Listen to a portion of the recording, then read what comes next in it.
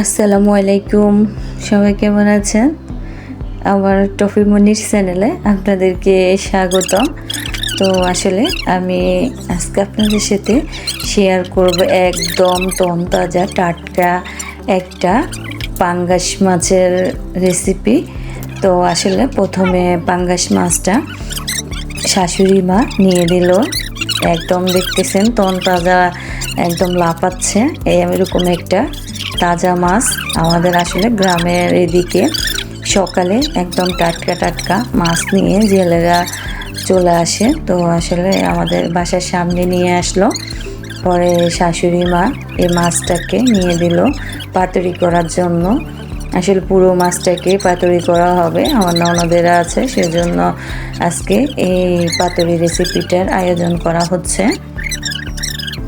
সবাই কিন্তু এই মাছটার পাতুরি খেতে অনেক ভালোবাসে, সেজন্য এই মাছটাকে আমরা আজকে শিলপাটে বেটে নেওয়া মরিচ এবং টমেটো দিয়ে পাতুরি করে নিব। তো প্রথমে মাছটা নেওয়ার পরে আমি কাঁটাগুলো ফেলে দিলাম।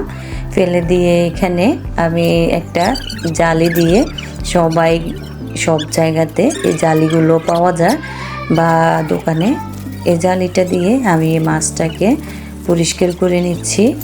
উপরে যে কালো কালো ভাব আছে সেটাকে আমি ভালো করে ডুলে পরিষ্কার করে নিচ্ছি। আপনারা চাইলে শহরের অঞ্চলে যেখানে থাকেন এরকম জালি থাকলে এই মাছটাকে প্রসেসিং করা বা পরিষ্কার করাটা কোনো ব্যাপারই না।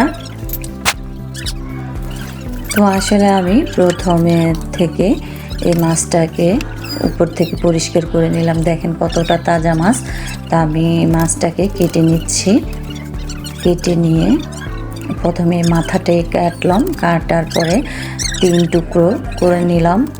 করে নিয়ে আমি সুন্দর করে আবার ওইটাকে 3 টুকরো করব। 3 টুকরো করে আমি আসলে ওই টুকরোগুলোকে এখানে ছোট ছোট করে টুকরো করে নিব, গোল গোল করে। যেহেতু এটা পাতুরি করা হবে সেজন্য একটু এভাবে কেটে নিচ্ছি। কিন্তু আসলে আমাদের নোয়াখালী বা লক্ষ্মীপুর অঞ্চলে আমরা পাতুরিকে হাতুড়ি বা হাতড়া বলে থাকি। আপনারা কে কার অঞ্চলে কি বলে থাকেন সেটা কমেন্টে জানিয়ে যাবেন। এবং এই পাঙ্গাস মাছটা কে কে খেতে পছন্দ করেন পাতুরিটা, তাও কমেন্টে জানিয়ে যাবেন। যদি আপনারা শিলপাটে বেটে নেওয়া মরিচ এবং টমেটো দিয়ে একবার এই পাতুরিটা খেয়ে থাকেন, আপনাদের মুখে লেগে থাকবে, আপনারা আর ভুলবেন না। এভাবে যদি এই মাছটাকে পাতুরি করা হয় খেতে কিন্তু অসাধারণ হয়। পাঙ্গাস মাছটা সাধারণত ছোট ছোট বাচ্চারাও খেতে পছন্দ করে, কাঁটা কম, সেজন্য বৃদ্ধরাও অনেক সময় এই মাছটা খেতে বেশি ভালোবাসে। তো মাথাটা সর্বশেষ মাছটা পুরোটাই কাটা শেষ, কষ্ট হয় নাই। বাট মাথাটার কাছে আসার পরে কাটতে কিন্তু অনেক কষ্ট হচ্ছে। তারপরেও আমি ছোট ছোট করে ওই গোল গোল করে কেটে নিব, না হলে তো ম্যাচিং হবে না। মাছের মাথাটা যদি একটু বড় রাখি তাহলে পাতুরিতে সুন্দর লাগবে না। সেজন্য আমি এই রেসিপিটা করার জন্য আমি মাছটাকে বটির মাধ্যমে কেটে কুটে নিচ্ছি। কেটে কুটে নিয়ে আমি ভালোভাবে ধুয়ে পরিষ্কার করে নিব।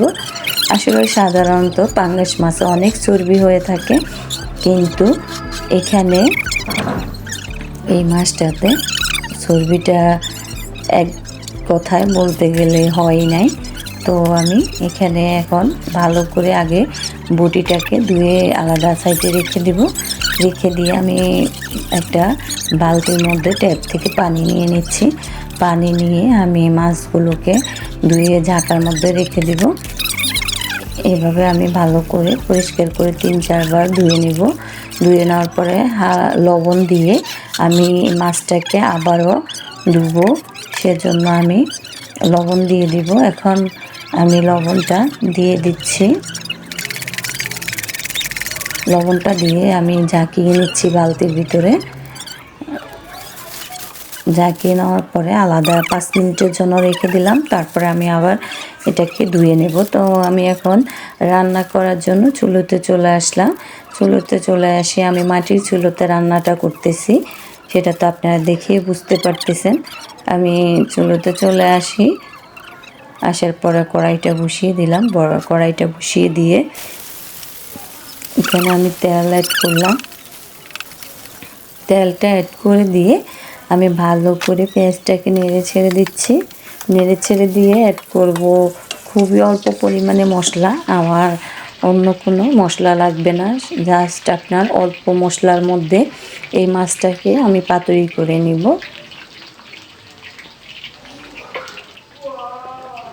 কিছুক্ষণ একটু পেঁয়াজটাকে ভেজে নিলাম। ভেজে নেওয়ার পরে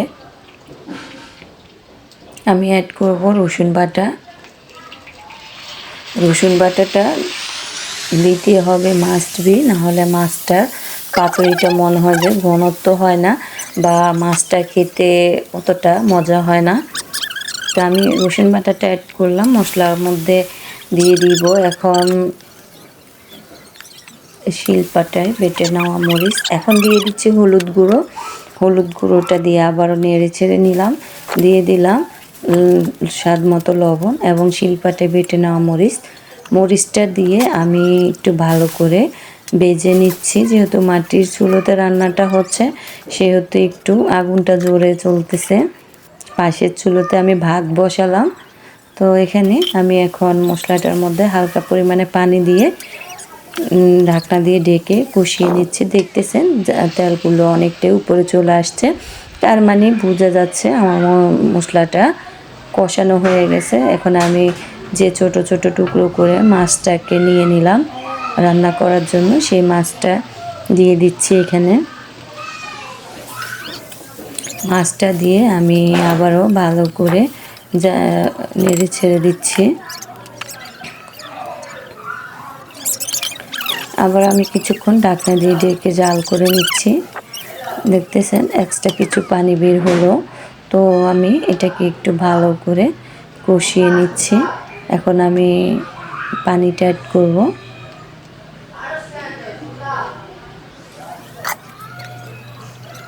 আপনারাও নিজের বাসায় এভাবে রান্নাটা করবেন। আমি আবারও কিছুক্ষণ একটু জাল করে নিচ্ছি। জাল করে নেওয়ার পরে আমি পানিটা অ্যাড করে দিব। পানিটা কিন্তু আমি অ্যাড করলাম, ভিডিওতে স্কিপ হয়ে গেছে। এবং আপনার টমেটোগুলোকে উপর থেকে দিয়ে দিলাম। দিয়ে আমি আবারও নেড়ে ছেড়ে দিচ্ছি।